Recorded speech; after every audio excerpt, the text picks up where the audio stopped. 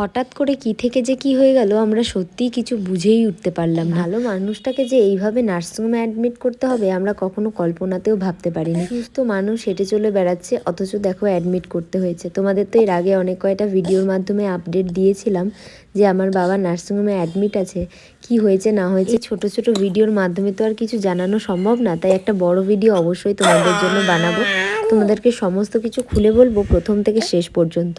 একটু সময় দাও আমাকে, সব কিছু সামলে উঠতে অনেকটা সময় লেগে যাচ্ছে আমাদের। তার মধ্যে মেয়েটা অনেকটাই ছোট, ওকে নিয়ে দৌড়াদৌড়ি করতে হচ্ছে, কি যে করব কিছু বুঝে উঠতে পারছি না।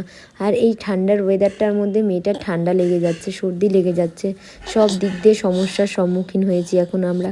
আসলে সময়টাই না খারাপ চলছে জানো তো। মেয়েকে তো কখনো বিস্কুট খাওয়াইনি, আজকে পরিস্থিতির চাপে পড়ে মেয়েকে না জল বিস্কুট খাইয়েছি। ওই হরলিক্স বিস্কুট দিয়ে জল দিয়ে ভিজে একদম নরম হয়ে যাচ্ছিল তখন। আর মেয়েটার এত জোর খিদে পেয়েছিল না, ওটা চুপচাপ খেয়ে নিয়েছে জানো তো। এদিকে রাত্রিবেলা সেই 11টা সাড়ে 11টা বাজে এই সময় এসে বাড়িতে তাড়াতাড়ি করে রান্নাবান্না করলো মা। আর আমরা দুজন গিয়ে আবারও বাবাকে খাইয়ে দাইয়ে রাত 12টার সময় এখানে ছবি করতে নিয়ে আসা হয়েছে।